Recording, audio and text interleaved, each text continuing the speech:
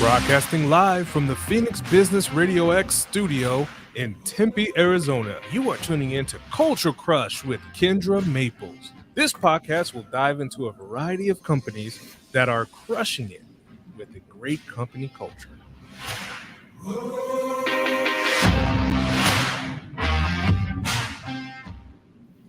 Hi, everyone, and thank you for tuning in for another episode of the Culture Crush Business Podcast. On this podcast, we focus on everything surrounding businesses with a good company culture. We do a deep dive into companies that are crushing it with a great culture, as well as the others that are out there to help support growing company cultures as well. Today, we have two pretty fantastic gentlemen that are on the show today. We have Randy Gibb, the Dean of the Colangelo College of Business at Grand Canyon University. Welcome, Randy. Woo, woo, woo, woo, woo. And we have Lloyd Hopkins, Executive Director of $1 Million Teacher Project. Welcome, sir. I am honored Awesome. to be here. I am so glad to have both of you on, especially because there's some really beautiful alignment between the two of you with your involvement in what you're doing with connecting to the community as well as the education space. Yeah. So I'm excited to dive into all of that today, obviously with that underlying theme of company culture and culture. That's the other part of why I'm excited to have both of you here, because it's culture from kind of a different perspective, right? How do you improve that company culture through work with the community, through education, through, Randy, you guys are doing a lot with conscious capitalism. So how does that connect into improving company culture as well? So before we truly dive into everything, I would like to have both of you introduce yourself, tell us a little bit about yourself. Randy, I'm going to start with you if you want to tell us a little bit about you. All right. Well, thank you so much. I'm honored to be on with you, Kendra. I love Culture Crush. And honored, Lloyd, to meet you. I've heard great things about the work you're doing, and our College of Education, I guess, has worked with you in the past here at Grand Canyon University. So that's fun. Yeah. All right. Well, quickly, a little background. I'm originally from Wisconsin, long ways from home, God's country back there. But I did 26 years in the Air Force, so I'm kind of a second career, reinvented myself, and I spent 8 years as the Dean of the Colangelo College of Business. I absolutely love my job. I love what we do here at Grand Canyon University, and a week ago I stepped into the provost role. So I've got a new challenge ahead of me, but I'm super excited because everything that we did in the College of Business is kind of bringing forward with me to this new role, and just excited to share how we've integrated aspects into of conscious capitalism, stakeholder capitalism, conscious culture, servant leadership, what we've taught in the B School here at Grand Canyon University, and how we're going to move forward with that across Grand Canyon as a whole, and the number of businesses that we interact with as we help produce talent for the economy and make this economic impact for Phoenix, for Arizona, and the Southwest region. And now we have students all over the country. So really how we can make that impact nationally with our Colangelopes, our students, and from all colleges entering the workforce. That's awesome. And when you say that you love what you do and you love your job, that's the piece that I want to hone in on with some of this conversation, right? Because that is the goal behind this podcast and Culture Crush, and what we do is we truly believe that people should be able to say that on, Sunday night when they're getting ready for bed to get ready for work the next morning. They shouldn't dread it. They should go, hell yeah, I'm ready for work tomorrow, right? They should be excited like you. So Randy, when you say that, when you say, you love your job, you love what you do, obviously we'll get more into it through the conversation, but what is something right off the bat that's a reason behind that with a piece of what you're doing, which is why you love it? Well, I think in education, serving in the military as a pilot for 26 years, my purpose was clear: to serve our nation, serve our country. Definitely, I knew my role, my place, what I needed to do. And then I just feel blessed that I'm here now as an educator, with this higher purpose of teaching and helping others. It's just so clear. It's well defined. It's articulated, and the kids are just amazing. The students that we have, the heart they have to serve. They want to learn. They want to change the world. They want to go to companies that have value alignment, which is exactly what you all, what we're talking about today in terms of the culture. And so that's it. I love what I do because I believe in our purpose and what we're all about in terms of education, college education, and getting ready to impact the world with their careers. And I have some questions around that we'll get into in a little bit, because GCU is, I feel like being here in Arizona, GCU is very unique with the way that you are building and preparing your students for the workforce. It's not just, hey, get this degree, okay, go find a job. I do feel like the students that come out of GCU are a different flavor. They really do have that servant leadership side, that conscious business feel, and they tackle things a little differently. So I'm sure we'll dive into that in a little bit, though. Next, though, I would like to jump over to Lloyd. You're doing so much in the community, and I know we're going to talk about $1 Million Teacher Project. Yeah. There's another part of your life and what you I'm do. multifaceted. You got a lot of hats over there. Multifaceted, Yeah. for sure. So tell us a little bit about you, and it can be all of these hats. Yeah, okay. So Lloyd Hopkins and Randy, I'm excited to be on here with you today. I think there's a lot of linkages between the work you're doing today, your background. My father was in the Air Force, so I'm a military brat. I lived all throughout the country. I didn't go to the same school twice until I was in 7th grade. Like, we literally moved every single year. That's awesome. Thank you. And I say that as a kid, that was really tough because, you're having to make new friends every single year.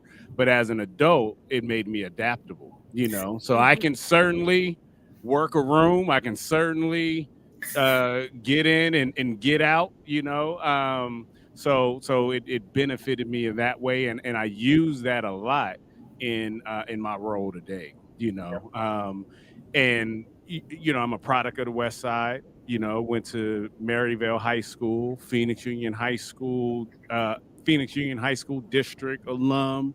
And my neighborhood really fueled who I am today and the work that I do. Because I wasn't one, I'd like to describe myself as one of those slips through the cracks kids. And what I mean by that is I wasn't one of those kids that was good enough to get a lot of attention and also wasn't bad enough to get a lot of attention. Like you floated right in the middle. And Randy, you're an educator. And often what happens is that educators, because of class size, are forced to either teach to the top of the class, to the bottom of the class, or to the middle. Like it's hard for one person to really address all those different learning styles all in one classroom. And I feel like I was a victim of that, that I never had that lean on me moment where I had a teacher that put me under their wing and said, Lloyd, you're going to be somebody great, and that was, to me, that's a travesty. Every kid should have that story. Every kid should be able to raise their hand and talk about an amazing teacher that impacted their lives. And so I started working in the community because I wanted to be the change I wanted to see in the world. I wanted to be that positive male influence that I didn't have growing up. And really where that work drove me is into education. So I worked in and around education for 18 years. I worked with youth offenders, dropout prevention, after school recreation. But the most meaningful time for me was the roughly 6 years I spent in the classroom as a teaching assistant. And the reason why that time was so important, because one, it showed me I'm not cut out to be a teacher. I can't do what Randy does. But it also fueled the teacher fan in me. I so admire what you do every day and the passion and excitement that you talk about, about your kids and the kids in that classroom, because it's not an easy job. And I think as a society, we take that for granted. We abuse the altruism of teachers, in my opinion.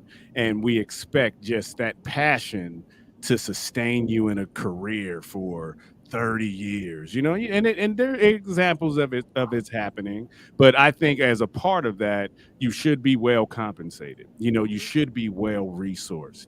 And that connective tissue is what led me to create $1 Million Teacher Project, because I believe it's a community issue to do as much as we can for teachers, because they are literally shaping our future, literally shaping, cultivating these brilliant minds that are in the classroom. So we need to surround the Randys of the world with the best that we have to offer as a community, because of what he means to the community.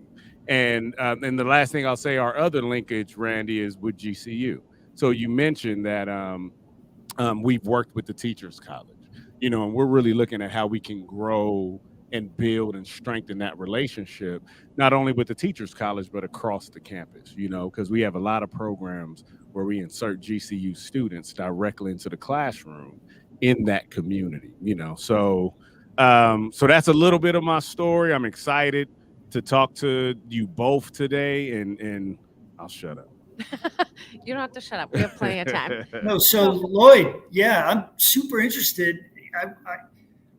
What bases did you grow up on? What part of the country did you move around? Oh man, you're taking me back. So before we moved here, we were in Texas, and we were on White Settlement. So I'm not quite sure what side of Texas White Settlement is on. Prior to that, we lived in New Jersey. I was born in Aurora, Colorado. I think we spent some time. That's where my family is. Yeah, see, this is why we get along. This is why. I think we spent some time in Indiana. So again, I was little. The time I really remember, though, the most fondly was in Texas, because that's the place we were before we moved here, and we were in Fort Worth, Dallas. Yep. Yeah. Okay. Yeah, and I liked how you mentioned growing up as a military brat, because my wife and I felt terrible, because we both grew up in the same town, same community, K through 12 in the same school district, and then we moved 11 times in 26 years. Ooh, wow. And left our daughter behind her senior year because we didn't want to pull her, but we didn't, it was a tough decision. Yeah. But now we have 4 kids, and our youngest is going to go K through 12 through one school district. And it's just so interesting raising different kids in such, diverse settings and locations. And, we're super happy that we're here. We've been here now for 10 years, but moving, you have a great perspective, what you shared about. And it took me a lot of tears to come to that perspective, because in my childhood it sucked. I was like, this is horrible. But as an adult, I really realized, how adaptable I am, and that is an asset, to be able to be adaptable. And kind of to your point, it really, my wife and I really put a premium on the fact that our kids have been able to have more continuity than both of us had as kids. They've done some switching schools, because we picked schools that were based on their talents and things that and things that we felt like they were gravitating towards. So we wanted to put them in schools that could accentuate those things. But they've had far more continuity than we've had when we were young. So yeah. So I'll self-disclose here. Our oldest daughter, when she wants to make us feel guilty, she reminds us that in Rhode Island, when she was like in 4th grade, she ate lunch in the bathroom because she didn't have any friends. That just crushes you as a parent. Yeah. But she's doing great in life now, these years later. All this. Yeah. But I also think when she gets to that moment of reflection and retrospection, that she'll also see that moment, even young, taught her resiliency. Taught her that she it was tough, but she survived. And even when my kids had to switch schools, I thought that was so important that you're going to go in and be the new kid, but you're going to learn how to socialize. You'll get through it and you'll survive. And then I think that makes you a little less fearful as you get older, as an adult. It makes you a little less fearful to go into that room with a bunch of strangers because you've had experience and you know that it's not as scary as it sounds or as it looks. And you know that you're going to go in there and you're going to spot somebody and you're going to make a friend, and then that friend is going to lead to another. So I believe she also learned her resilience through that experience as well. Right. And Well, that certainly, resilience and Yep. that you guys both said the word adaptable. Yeah. That is contributing to, I believe, both of you being successful here in Arizona, in the community, being able to, like you said it, go into a room, you're going to talk to somebody, you're going to find somebody to connect with, right? Randy, I've known you through the community for a little while. And so you are present, and a lot of that, I think, like you said, with your background and getting to where you are, I think being adaptable when it comes to that conversation of leadership and culture, and you have to be adaptable when it comes to growing a company, growing a culture. I think that's a beautiful word that may thread through the rest of this conversation, but right, and certainly empathize with the new person, right? The new kid in class. You want to reach Yeah. out and be the friend that you wish maybe you had, or Yeah. your daughter did when she was in the bathroom eating lunch. Yeah, for sure. And I think the way that also applies to company culture is that, and I said this when in the event where you and I met, that so we met at a local First Arizona State 48 Foundation speaking event, and I was one of the panelists or speakers that evening, and we were just sharing some of our business philosophies or what we feel like tools we use to be successful. And one for me that is in alignment with this, speaking of adaptability, is that I'm very focused on my destination, like where I want the end result of my work to be, but I'm flexible on the destination, the road on how to get there. Because the thing that I've learned is that you can't be too committed to just one mindset. You can't be too committed to just one way of doing things, especially as an entrepreneur. Like the way that you think is going to play out 9 times out of 10, it's not going to go. It's not going to go that way. And you can't be so bullheaded to the way you want it to go that you don't open yourself up to new ideas, new information, maybe a better way of doing it, because your ego can get in the way and you can think you're the smartest person in the room and like, no, I have the best way to do it. And the quote that really fueled my whole mindset around this is Steve Jobs had a quote where he said, I don't hire smart people to tell them what to do. I hire smart people so they can tell me what to do. So how that resonated with me is that you want to always be open to other perspectives in the work that you're doing, and especially running a nonprofit, that you want to be as impactful and successful as possible. I know that I'm only going to get so far with it just being Lloyd and it just being my way, because my circle of influence is only this big, but when you invite other people in, that circle of influence grows, and then you allow them to put their own spin on this idea, on this vision, and that's where growth really happens. So adaptability not only helps me as an entrepreneur and as a nonprofit leader, but it's really woven into my organizational culture, from our programs to how I approach my staffing, all the way around. So on that note, as you're talking about increasing this circle of influence and growing it, both of you are very well connected with this business community here in Phoenix. So I want to talk about that, connecting with the community and the reasoning behind it and how that can help benefit a company, especially with what you're doing with $1 Million Teacher Project, but also with what your other hat is that you wear, right? Yeah. Connecting the community. When it comes to a company building their culture and building their teams and just, building that strength and their we've got the servant leadership and all of this. What's the purpose? What's the benefit is in reaching the community and connecting with the community? And like you said, Lloyd, in growing that circle of influence. Yeah. So for me, one, I believe that it's 100% possible for us to change the world. Like it's 100% possible. And especially doing something as audacious as $1 Million Teacher Project, where our goal is really education reform. We want to make a more equitable education system for everybody, right? And so when I first launched this organization, a lot of people would tell me things like, well, you're not going to see that type of change in your lifetime. Like, that's not going to happen. And being the forever optimist that I am and a bit stubborn, I started looking at things that have actually changed the world in our lifetime. So we look at the fact that we're sitting here doing a podcast, this new form of radio, this new form of communication.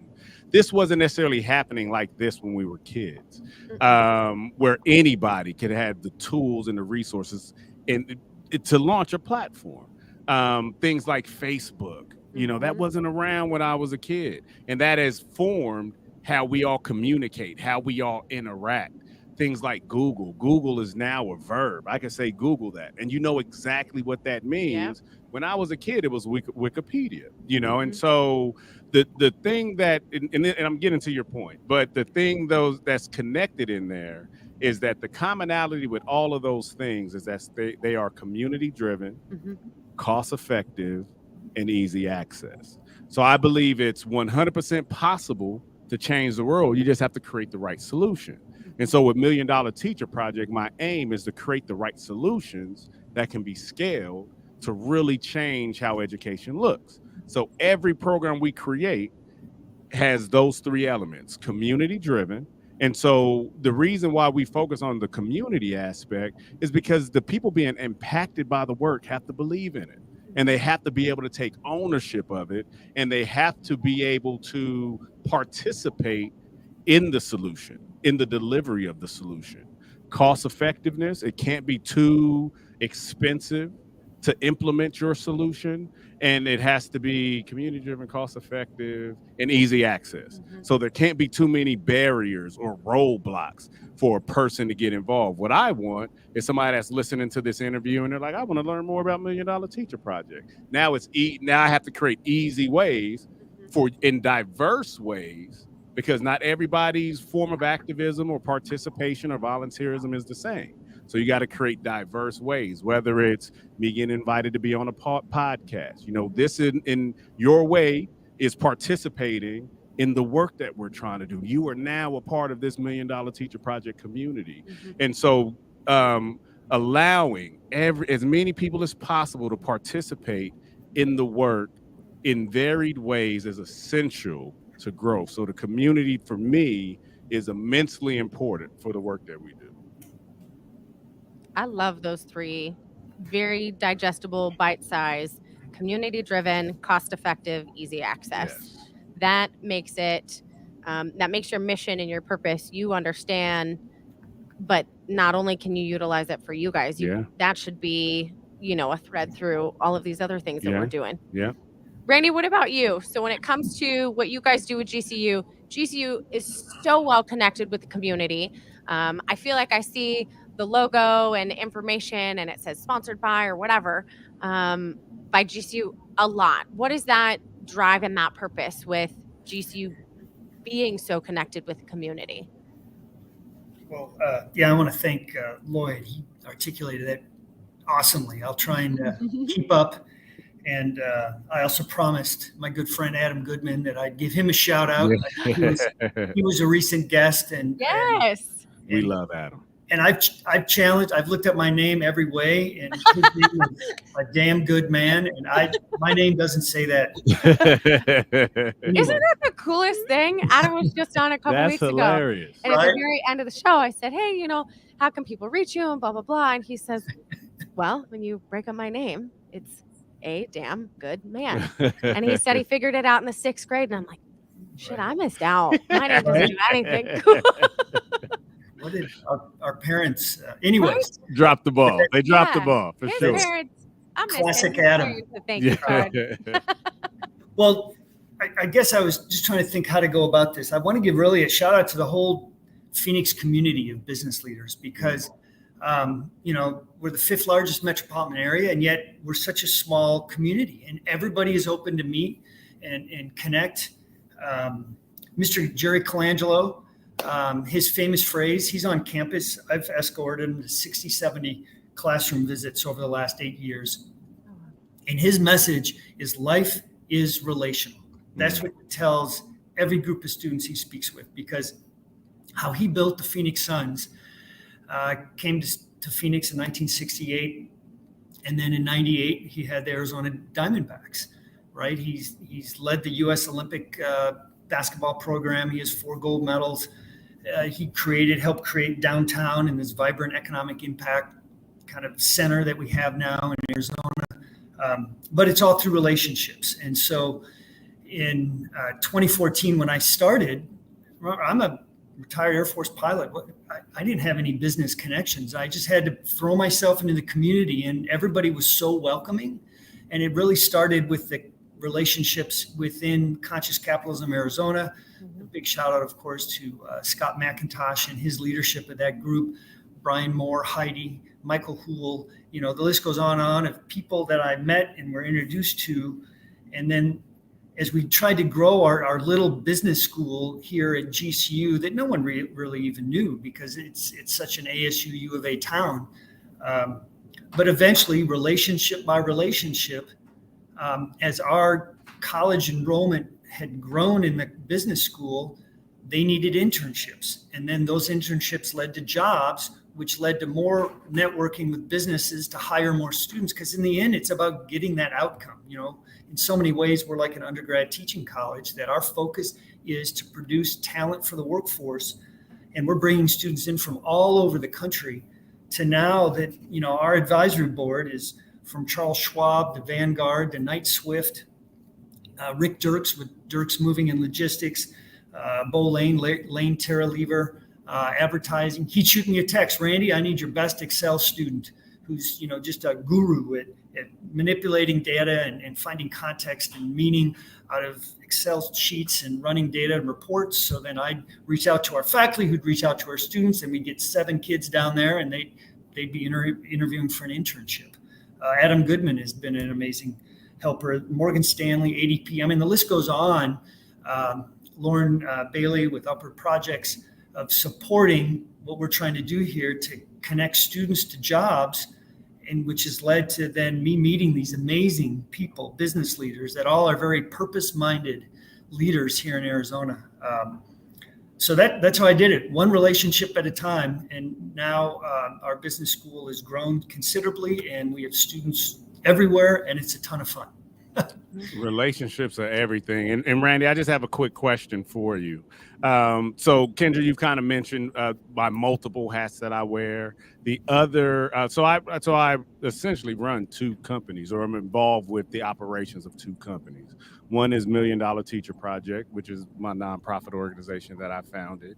And the other is the Social Television Network, which is a streaming television platform that everybody listening to this can go to your app store, Google Play Store, and download that app right now, Social Television Network. Just type it in.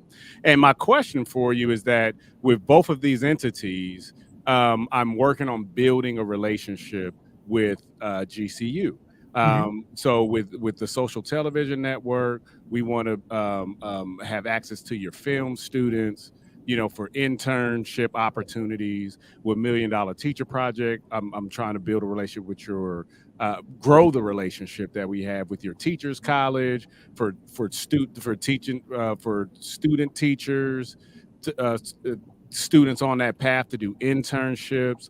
But one thing that happens that's kind of been a challenge is with us working with universities is that you're such big entities. You're right. Doing a lot, and every department has their silo, and there isn't often communication between the silos. And so sometimes that can make it hard for folks like me to try to find that entry point to really get active, build a relationship with the campus, and be a partner. Like I want both of these entities to be viewed as a partner where we really work together.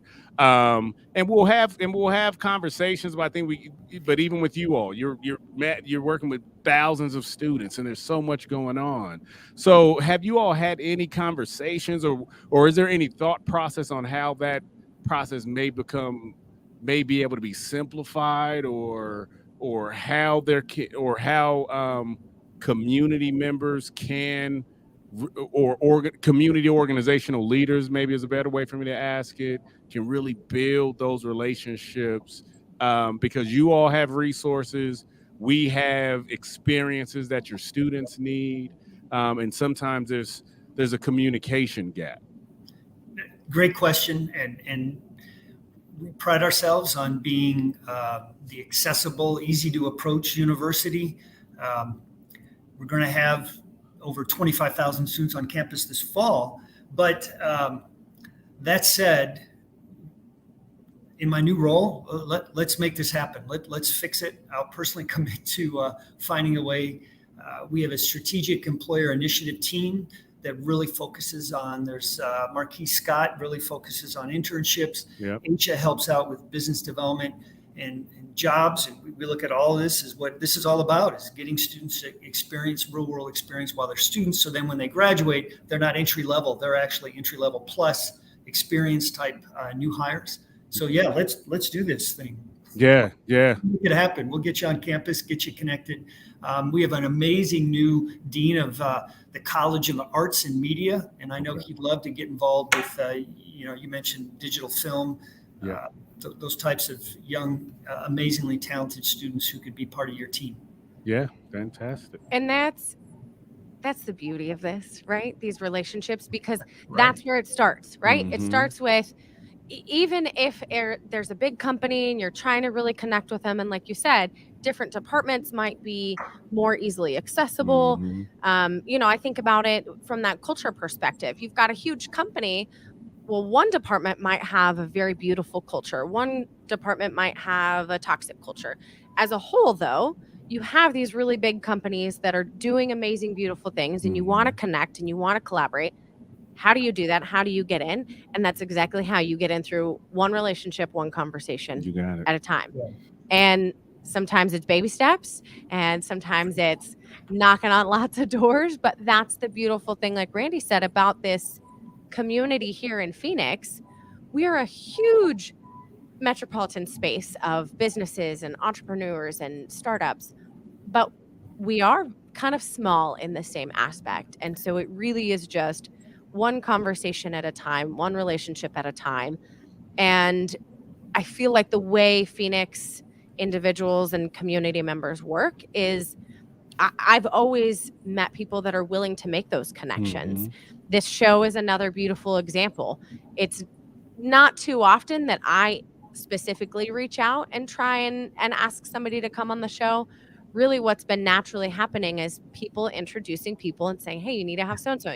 Now you need to meet this person. And then you need, and it's this web of beautiful relationships. Mm-hmm.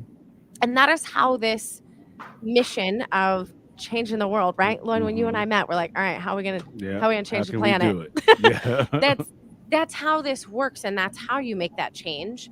It's not going to be, GCU doing it by themselves. It's not going to be $1 million teacher project by themselves. I've been part of a lot of nonprofits and companies that are making a big difference, but if they tackle it just trying to do it on their own, it's not going to happen. It has to be the community involvement and all of those connections together. And that's why I love what happens in this studio. And Daryl, our producer, knows that, these connections of it's one relationship at a time.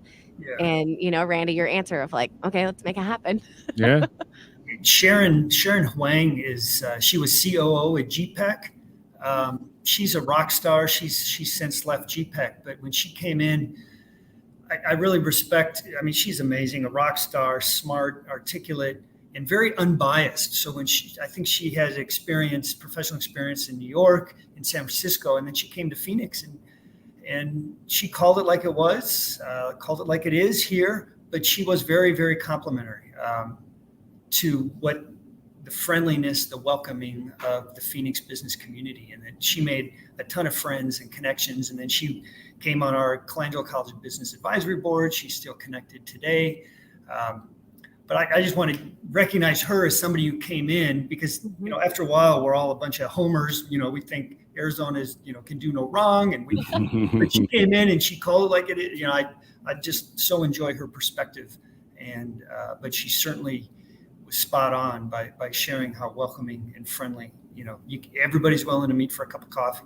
Yeah.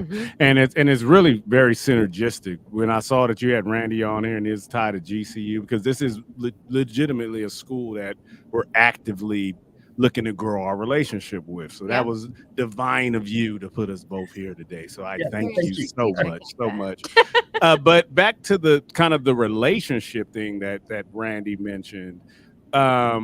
Relationships are everything. The relationships that benefit me the greatest today are ones that I started building 10, 15 years ago. And I tell interns in our office all the time, never take for granted any relationship, never discount anybody, because you never know what their trajectory is going to be. You never know where they're going to end up. You never know where your paths are going to cross again. And how that played out for me is that in my intro, I talked about the most meaningful time of my journey being when I was a teaching assistant in the Alhambra Elementary School District, right? I worked at Barcelona Middle School, and I was literally on that campus probably 12 hours a day. That I was a teaching assistant during the day, and I was running their after-school recreation programs at night. So I was really involved on that campus.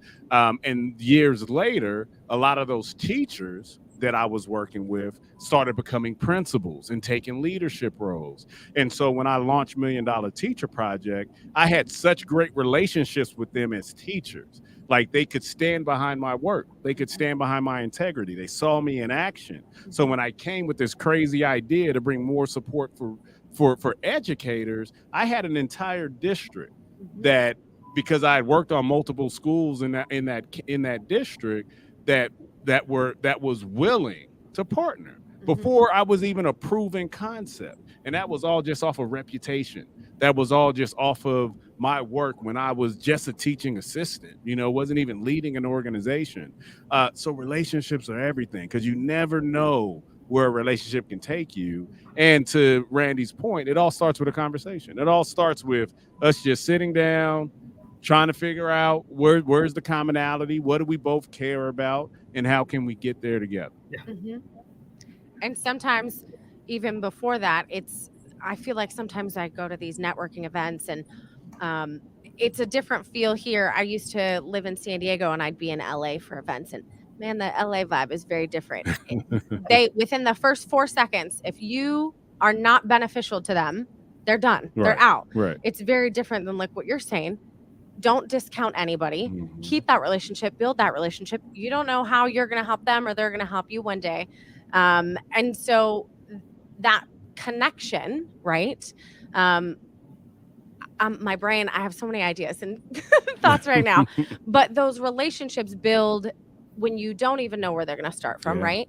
And so, Randy, I want to jump to you because that leads me back to something you mentioned earlier. You were listing off a handful of people that are connected with conscious capitalism here in the community. So when I got involved with conscious capitalism, it was by accident. I was working with a company and we were in the same space as some of the conscious capitalism events. And I realized I aligned with it very much, but the company I worked for did not. So I was like, so I got involved. So I wanted to bounce back to you as we're talking about all these relationships and building relationships and conversations. How did that start with you? Because now that's very ingrained in the college and in GCU and what you're doing. So where did those conversations start with you? Yeah, thanks. Boy, it was back 2012, 2013. I met Suzanne Zentner when I was at ASU. Suzanne Zentner is one of my mentors. I love Dr. Z. Yeah. Right. So Suzanne was like, hey, Randy, I want to teach this course, but I want to teach it using this yellow book, the Conscious Capitalism book by John Mackey and Raj Sisodia. So I got introduced to it then. And then I was just at ASU for a year, and then I moved over to GCU, and that's what I brought in to our business school was we need a whole new approach. We can't be stuck in the 1980s. We need to, and it's just a new narrative, right? It's good business. You have to generate revenue. You need to be efficient. You need to make a profit, or better stated, generate a surplus or an abundance that then can be reinvested. And so that's how we've integrated into the culture of the Colangelo College business here at GCU was by buying the book for every faculty, then buying Firms of Endearment for every faculty, and then inviting people on campus to speak about it. And my background is I commanded an Air Force flying unit, and you talked safety. Well, the culture of your flying organization needed to accomplish the mission and be safe in everything it does. And you can't cut corners on safety in your culture. Well, the same thing, you can't bring a culture in and a new idea if you can't just flip a switch. It's got to be in everything you do, every word you say, it has to support that. And so that's what's happened over 8 years, to where I would pop in a classroom, and next thing I know it, I'm hearing students talk about stakeholder orientation and developing a culture in a business. And it's like, oh, it's so heartwarming. It's full circle. It's happening. I'm not even aware it's happening, but this is what's happened because, from 2,000 and now 7,000 business students, they're all talking, learning about conscious capitalism, and then taking that with them in their career and their jobs. Because we all spend way too much time at work, and hopefully we all love what we do and we're engaged and we feel supported, valued, loved, respected. I love Raj's book that he came out with a year ago with the Healing Organization, right? Mm-hmm. How a company serves a purpose for society, but working for the company serves a purpose for the employees. And so this is the culture crush aspect of I can be a better human being by working at this company, because then, what happens at work matters, right? Mm-hmm. I can go home and I can be a better father, husband, dad, uncle, neighbor, you name it. Mm-hmm. If I can be a better person because what I do at work, boy, that's what we hope for happens all over the world. Mm-hmm. And for you guys, I feel like it comes a little naturally, right? Because what you're doing is very impactful. You're growing and building those students so that they can go be part of the workforce. Mm-hmm. And then Lloyd, what you're doing, right, with $1 Million Teacher Project. So with both of you, you're growing businesses that just at the bottom level are doing amazing things, right? So what advice can you give to somebody who maybe there isn't that beautiful mission behind it? Maybe it's just a shoe company, right? They're going into a company that doesn't necessarily have that beautiful mission. Maybe they're just selling a printer, selling shoes. But what can you give them to take with? Well, I'll jump in. I'll let then Lloyd answer. Sorry, but it goes back. We mentioned Adam earlier, right? Mm-hmm. He's the first one to say he sells office furniture. There's nothing really fun and wild sounding about that, but the impact you can make on people's lives. Mm-hmm. And when I talk with students, I try, you sell insurance. It doesn't sound that exciting, but there's a huge need for risk and insurance talent in the industry. They're all retiring. But if you can help someone, right, your higher purpose can truly become taking care of somebody and have a plan for the worst events that people don't want to plan for. So you truly you can serve people, even though insurance doesn't sound exciting. It's needed in society. Mm-hmm. And it's one of those things you don't know you want it or need it until you really need it, whether that's health, life, any type of insurance. But I really think any business is going to solve a problem for society and is going to help society. So there's a purpose there. Yeah. What do you think? But I'm so glad that you mentioned Adam again, because when we had Adam on the show a couple weeks ago, that very thing came up in conversation about it's just furniture. Mm-hmm. And then it was so amazing through the conversation because he was talking about with it being a hybrid world right now, virtual, in-person, whatever. And they're completely redesigning their office. Mind you, they sell office furniture, right?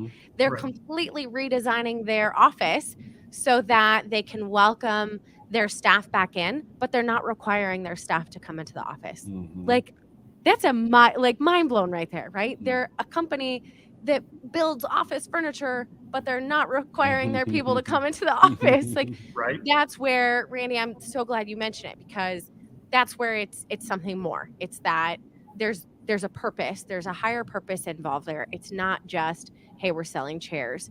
There is so much more that they're doing, from the sustainability aspect, conservation aspect, growing people and taking care of their employees and making that workplace a better place to be, even though they're not requiring them to come in person, even though they sell office chairs. It was so fun. I was just mind blown. I was like, this is how you know this man is truly making a difference. Right. For me, I believe that innately everybody wants to make a difference. Everybody wants to impact the world in some capacity. And Jay-Z had a line in one of his songs where he said, there's much bigger issues in the world, he knows, but you first got to start with the world, you know. And so what that means for me is that we all want to make a difference in some capacity, but you have to figure out what's the most meaningful for you. Like when you're really trying to make community impact, it can't be performative. And you can't look at what somebody else is doing and compare and try to emulate what they're doing, because maybe their way isn't meaningful to you. You have to figure out, because there are some people, like I used to be very critical of like the social media activist, but I've since evolved and learned that there's a place for that. There's a place for kind of mobilizing online. There's a place for people that are out in the community. There is a place for people that are doing it from a business perspective. So one, you got to figure out what's really meaningful for you, because that's the only way you're going to sustain it.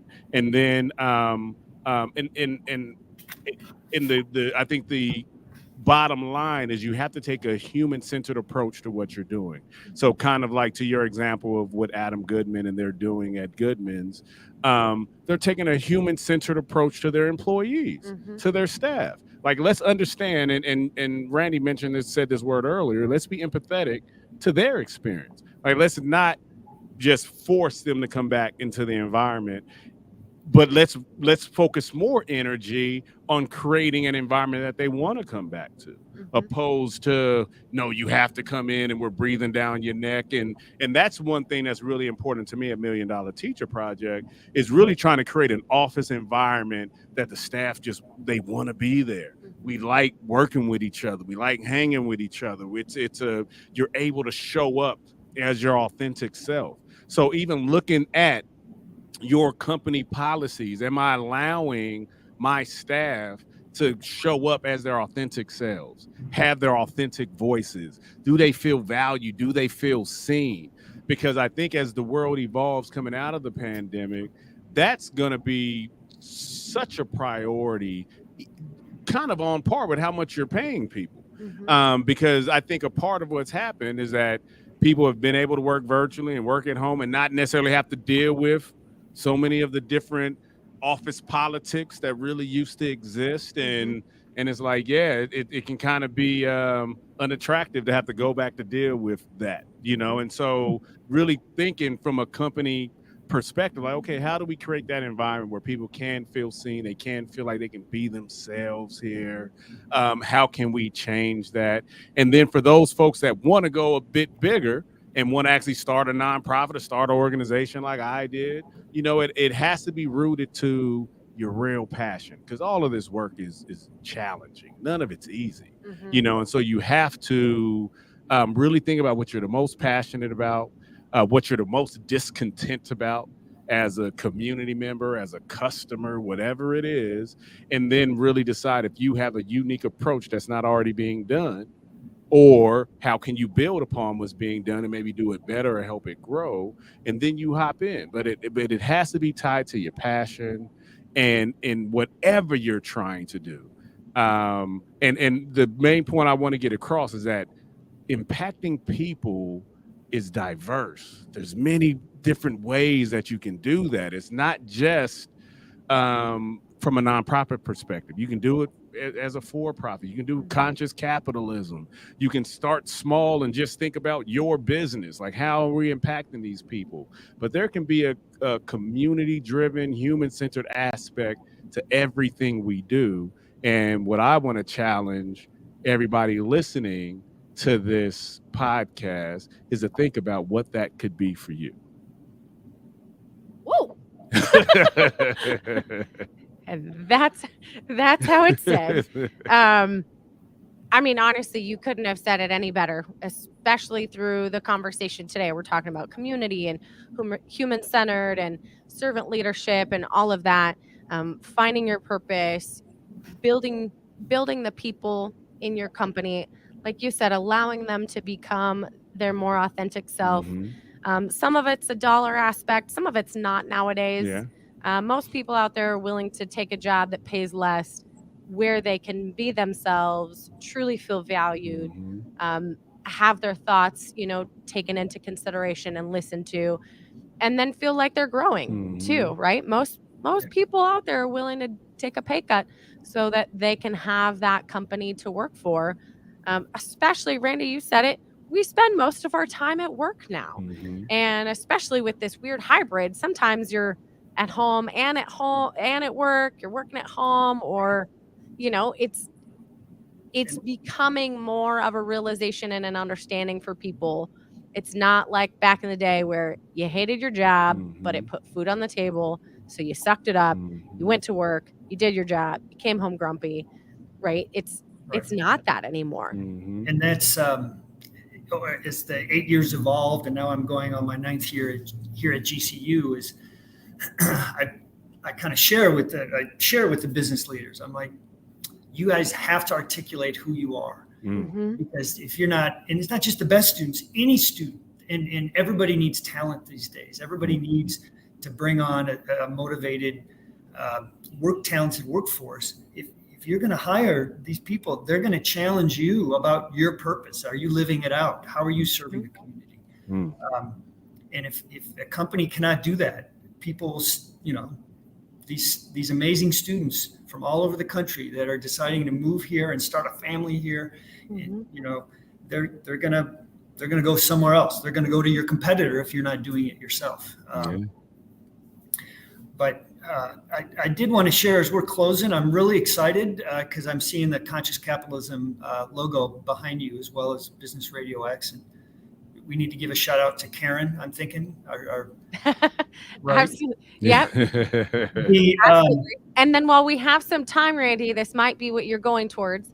Yeah. I do, as we're talking about companies and purpose and sustainability and all of this, I do want you to tell us about the event that you guys are putting together that you're doing in September. Yes. Thank you so much. We're so excited for this. Talk about purpose-minded business leaders. On Monday, September 12th, this was an idea we've had a long time, and it just kind of came to be. Our good friend Nathan Havey has created a film called Beyond Zero.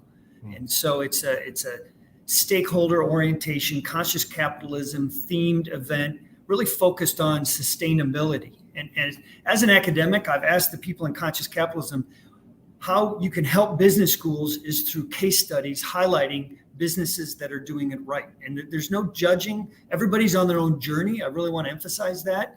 And Beyond Zero is a documentary, a business case study on the company called Interface and their journey, which happened to be on sustainability. They make carpet tiles. At one time, they bragged that they were indestructible, and then they realized that's not a good thing, and they completely reinvented themselves.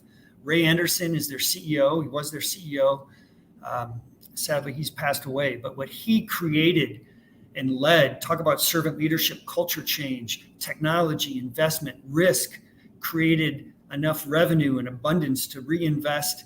And so this movie is going to just be a great event. We hope to get 4,000 people in the GCU arena eating popcorn and watching this movie.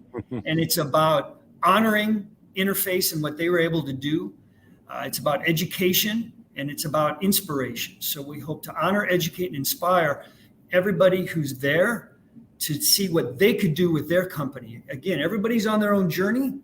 And the emphasis is, if somebody out there listening wants to bring their whole company, that would be awesome. What a great team building event. And then they meet throughout the next couple of days after watching the movie to say, well, what can we do to be the change the world needs, as you mentioned, Lloyd. So it's $25 a person. The money goes towards making hopefully more movies with Nathan Havey, more business documentaries. So we're going to have a networking, event prior. Watch the movie about an hour and 20 minutes, and then Nathan Havey and then Joey Shea, who works for Interface, they're going to be on stage taking questions. So it's just going to be an impactful evening here at the GCU campus, and basically everybody's invited. I love it.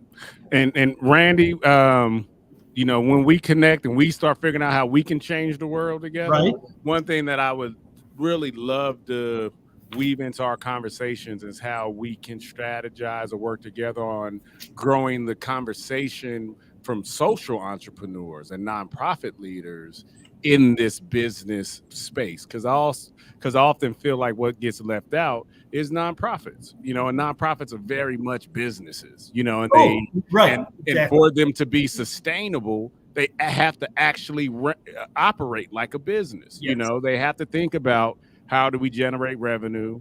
We have to think about